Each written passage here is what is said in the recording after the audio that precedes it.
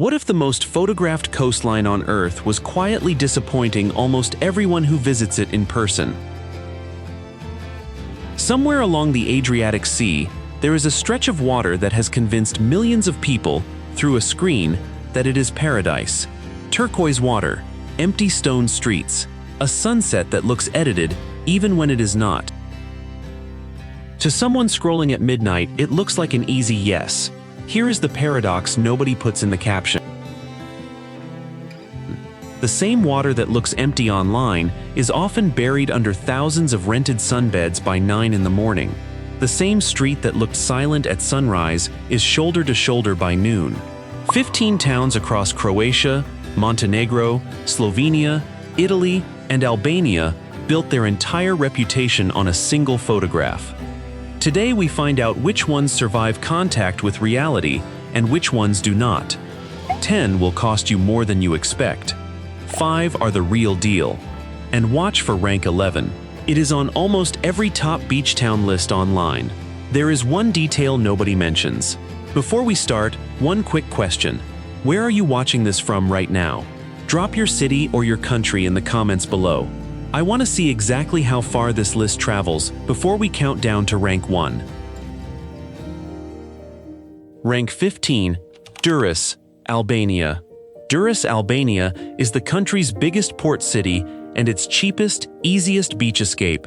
A short drive from the capital, Tirana. Roman ruins, a long sandy shoreline, some of the lowest beach prices anywhere on the Adriatic. Every budget travel blog repeats the same pitch. Book Durres, save your money, thank us later. Here is what those blogs leave out. European environmental monitoring found that only 16% of Albanian beaches currently rate as excellent for water quality, against roughly 85% across the European Union. That is not a rounding error. That is a coastline still catching up to its own tourism boom. Travelers reviewing the main city beach in recent months describe litter, broken pavement, and unfinished construction sitting right next to the water, sometimes directly behind hotels, still advertising an ocean view. In July of this year, an investigation from Balkan Insight documented ongoing wastewater and construction debris problems along this exact stretch of coast, despite recent investment in treatment infrastructure. A beach town survives on one promise: clean water and a clean shoreline. Right now, Durres cannot consistently keep it. That is not a small technicality for a beach vacation. It is the entire point of booking one. History lovers can still enjoy the amphitheater and the old quarter. Swimmers should think twice before booking a full week here. Cheap and clean are not always the same thing, and this is the town that proves it. Rank 14, Vlore, Albania. One rank up the same coastline sits Vlore, Albania, the gateway to the Albanian Riviera, marketed as the last quiet bay before the real crowds begin further south. An independence museum. Easy access to the beaches of Hvar and Dermi. Influencers call it the calm before the storm. Here is what is actually happening on that coastline right now, off camera. Since May of this year, public discussion and protest have continued in the Zvernek and Narte areas near Vlore, opposing a tourism development covering roughly 2.6 million square meters of coastal land. Local reporting has tracked ongoing disagreements between developers, residents, and environmental groups. Disagreements still unresolved as this video goes live. Separately, environmental monitors have reported active wastewater discharge points near a treatment plant in the same area. None of this makes Vlore unsafe. The town center itself, away from the disputed coastal zone, remains calm and walkable.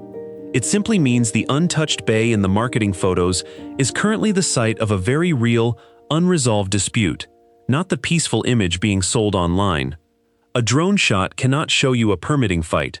If you are heading this way, treat Vlore as a stopover toward the cleaner beaches further south, not the main event. Rank 13, Kotor, Montenegro. Keep heading north, and the crowd problem changes shape entirely. Because in Kotor, Montenegro, it arrives by sea, several ships at a time. A fjord-like bay wrapped in mountains, with a medieval old town that once stood in for a famous spy film. At sunrise, this place genuinely looks like nowhere else on Earth. The postcard version of Kotor is real. It just does not last very long. Reporting has documented days with 4 cruise ships and roughly 5,000 passengers arriving in Kotor at the exact same time, funneling straight into a handful of medieval alleys built centuries before anyone imagined crowds like this. Stone streets this narrow were never designed for foot traffic on this scale, and it shows the moment the gangways open. Hundreds of cruise calls are expected across a typical season. A tourist scam tracking database recorded 13 separate documented scams targeting visitors here, the most common being inflated prices at kiosks right next to the cruise terminal, taxi drivers who refuse to use the meter, and unofficial guides demanding payment near St. John's Fortress. Locals interviewed by travel press describe daily life becoming noticeably harder once the ships arrive, and photographers chasing that empty fjord shot are usually working around a short window before the first horn sounds. Kotor is genuinely beautiful. Most visitors simply never see that version, only the one that exists after the ships have already emptied out into the same 3 narrow streets. Stunning at dawn, overwhelming by noon, that is the honest split screen here. Walk the fortress before 9 in the morning, insist on a metered taxi, and skip anything sold right at the port gate. Rank 12. Budva, Montenegro. Just down the coast from Kotor is Budva, Montenegro, the country's nightlife capital, built around a walled old town and a beach strip that never really sleeps, even at 3 in the morning. Here is the truth behind that party reputation the brochures love to sell. The same scam tracking database flags Budva just as heavily, listing 13 documented scams of its own. Jet ski operators are repeatedly reported claiming pre-existing damage after a rental, charging tourists for repairs they did not cause and cannot easily dispute. Taxi drivers frequently skip the meter, especially late at night, when nobody wants to argue. Nightclub cover charges and drink prices are reported climbing without warning once you are already inside and the door is behind you. Recent reviews of Mogren Beach, one of the most photographed spots in Budva, describe it as tightly packed, expensive for food and drinks, and hard to find space on by mid-morning. The nightlife sells itself. The invoice at the end of the night does the rest of the talking. This is not a story about crime. It is a nightlife economy that has grown faster than its own honesty, and even seasoned travelers admit the party itself is genuinely fun. It is the bill afterward that ruins it. Photograph any rented jet ski before you take it out. Always ask for the meter, and ignore anyone selling special access to Sveti Stefan. The beaches there are already free and open to everyone. Rank 11, Piran, Slovenia. Remember what we said at the start of this video. Search almost any list of the best Adriatic beach towns online, and Piran, Slovenia, sits right near the top.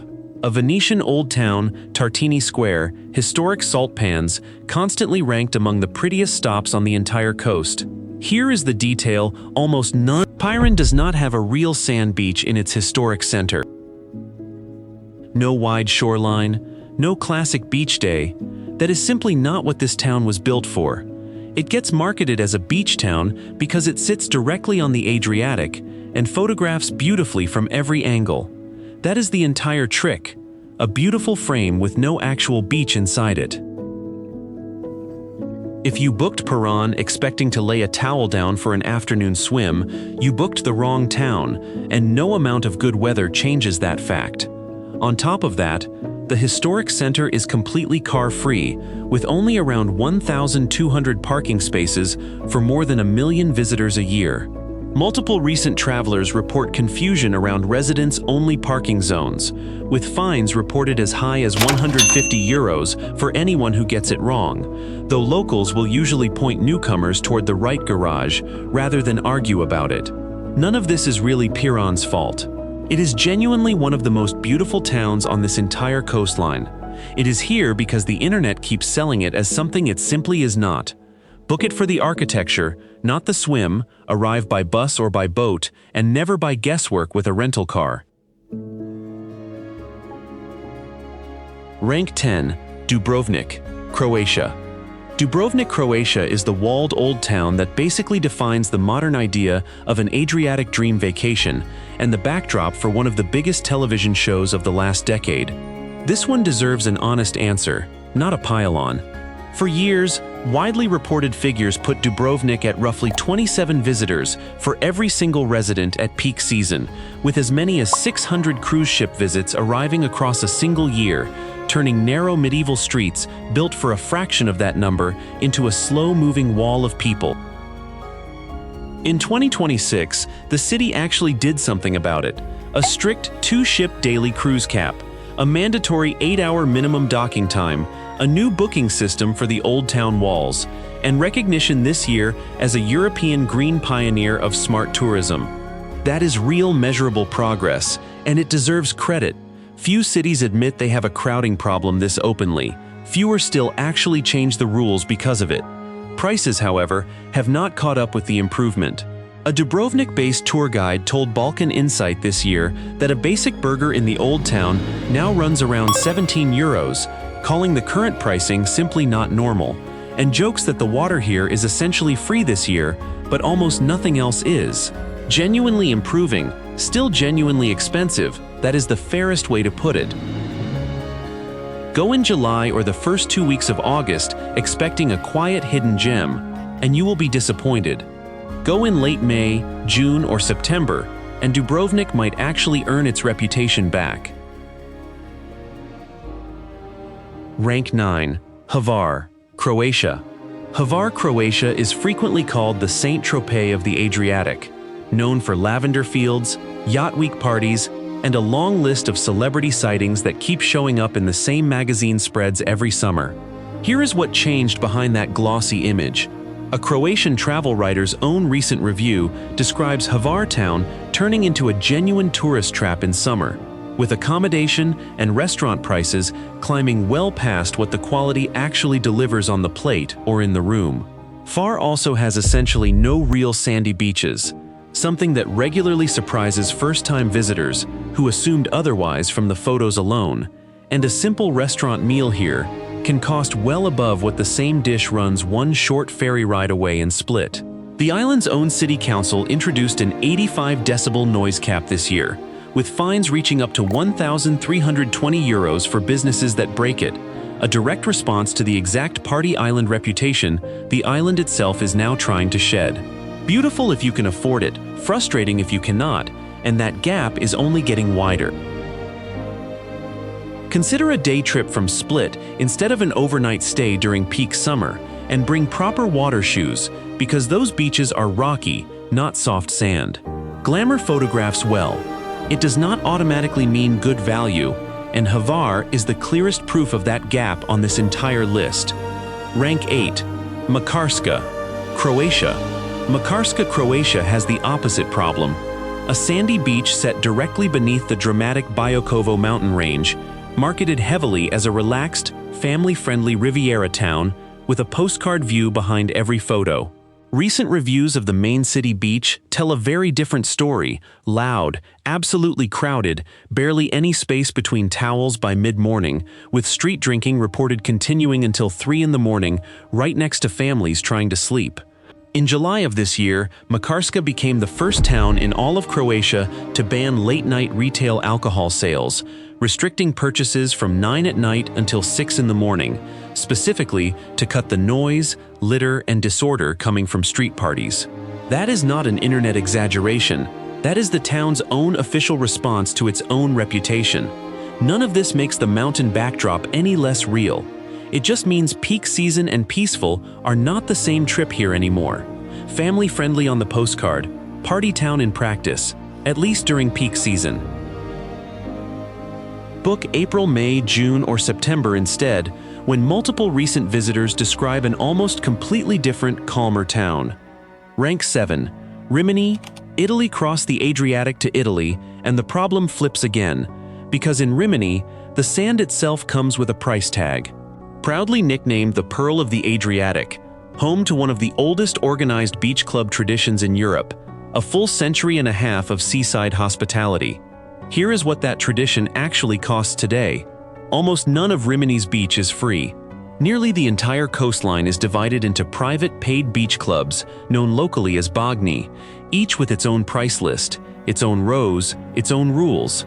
Walk onto the sand without a plan, and you will be politely, firmly, redirected to whichever row still has space. An industry pricing survey released this year found the national average for a front row umbrella with 2 sunbeds during peak week reached €238 a day, with Rimini itself averaging around €158 for the first 4 rows alone. One recent visitor posting on a travel forum described paying €72 for 4 sunbeds and 2 umbrellas that were promised near the water, and turned out to be roughly 50 meters back from the shoreline instead. This is not a scam in the legal sense, it is simply a completely different beach economy than most first-time visitors expect, walking in with a towel and a hopeful attitude. Incredible if you budget for it, a shock if you do not. Confirm the exact row and price directly with the beach club before you arrive, book in advance if you can, since walk-up rates run higher, and ask about the free public stretches, they genuinely do exist. Rank 6. Polignano a Mare, Italy. A little further down the same coast is the most photographed cove on this entire list, and also the most disappointing one in person, Polignano a Mare, Italy. A cliffside town in Puglia, built directly into limestone cliffs, home to one of the single most photographed coves in Europe, and a regular stop on the professional cliff diving circuit. The photo is real, millions of people have seen it. The full experience, once you actually make the trip, is a different story. Multiple recent reviews openly call the town overrated and a tourist trap, pointing out that the famous clifftop view takes literally seconds to fully see, while the actual cove beach underneath is small, rocky, and packed shoulder to shoulder for most of the day during summer. Reviewers also describe the old town's shops selling nearly identical souvenirs at inflated tourist-level prices, block after block, and some local business owners will admit the same thing privately. The town largely survives on a single camera angle, and everyone already knows it. A 5-second photograph built an entire industry around it, and most visitors only discover that after they have already paid for the flight. Go at sunrise if the photo genuinely matters to you, then move on to a nearby town with more to actually do once the light changes. That closes out the 10 places worth thinking twice about. 10 towns down, every one of them beautiful, and every one of them asking you to pay a hidden price for that beauty, in water quality, in scams, in decibels, in the simple gap between a photograph and a parking garage. This list was never built to scare you off the Adriatic. It was built to point you toward the 5 places that already deliver everything. Those first 10 were only pretending to sell. Real turquoise water, real quiet streets, real value, not just a real photo. The next 5 towns get better as we go, and the very last one might be the best kept secret on this entire coastline. Each one earns its place a little more than the last, right up to the final pick. Rank 5. Trogir, Croatia. Start with Trogir, Croatia. A compact old town wrapped in Renaissance and Baroque architecture, sitting just minutes from Split Airport.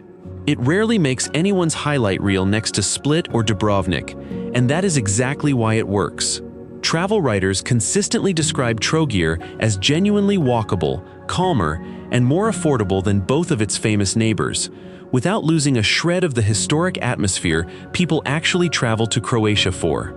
Cross the entire old town on foot in under 20 minutes, stopping for coffee twice, and there is still time left over.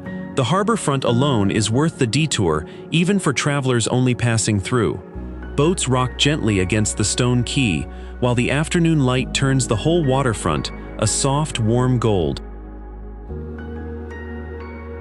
Small, underrated, and worth a slower look than most itineraries give it, even though it can still get busy at midday in peak summer. Rank 4. Korčula, Croatia. One step quieter still is Korčula, Croatia. A walled island town so similar in style to its famous neighbor that people call it Mini Dubrovnik, surrounded by genuine wine country instead of souvenir stands selling the same magnets. Travel specialists flag it as one of the most underrated stops on the entire coast, precisely because most travelers skip it in favor of Hvar or Dubrovnik, leaving real space and real prices behind for everyone willing to make the extra ferry crossing. Local legend even claims it as the birthplace of a famous medieval explorer, giving the old town an identity that has nothing to do with a beach club or a photo spot.